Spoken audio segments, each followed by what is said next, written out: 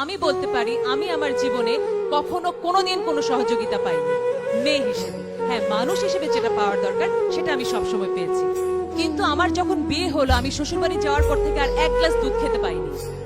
এখন আমাকে বলবে আমাকে কি মেরেছে, কেটেছে, সেটার চেয়ে বড় কথা সামাজিক ভাবে এমন একটা জিনিস তৈরি হয় বিয়ের পরে মেয়েরা শ্বশুর বাড়ি থেকে ওই যে ফ্রিডম, ওই যে আম্মু আমাকে দুধ দাও, ডিম দাও। ছেলের বউ দুধ খায়, ডিম খায়, কেমন না? কিন্তু ছেলের বউ কি মানুষ না? তাকে তো দুধ ডিম খেতে হবে। তাহলে বাল্য বিয়ে যে করছে, আমি 21 বছর বয়সে যে দুধটা এনশিওর করতে পারিনি, ছোটবেলায় 13 বছর 14 বছর বিয়ে হলে তুমি কি এনশিওর করবে? তোমার পেটে হঠাৎ করে বাচ্চা, তুমি তো কিছুই জানো না, হঠাৎ করে বাচ্চা আসলো, তোমার বাচ্চার সমস্ত নিউট্রিশন নিয়ে গেল, তোমার পেটে তোমার বাচ্চা হলে গেল তোমার শরীরের শত্রু। কিন্তু এই শিশুটার তো কোনো দোষ নেই, দোষটা কার?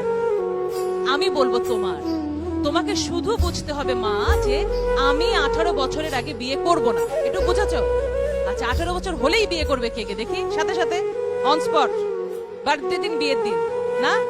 আচ্ছা, ভেরি গুড। 18 কারণ তোমাদেরকে নর্থ সাউথ যেতে হবে, বিয়ে করে ফেললে কিন্তু আবার কি বলবে যে তোমার স্কলারশিপ ক্যান্সেল হয়ে যাবে।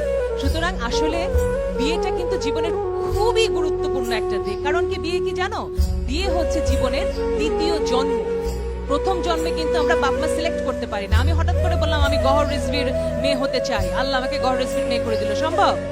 সম্ভব না। তাহলে ওটা আল্লাহ করেছেন, ওটা ভাগ্যে হয়ে গেছে। এখন সম্ভব, তুমি কাকে বিয়ে করবে? তুমি কি একটা ড্রাগ অ্যাডিক্ট অযোগ্য ছেলেকে বিয়ে করবে?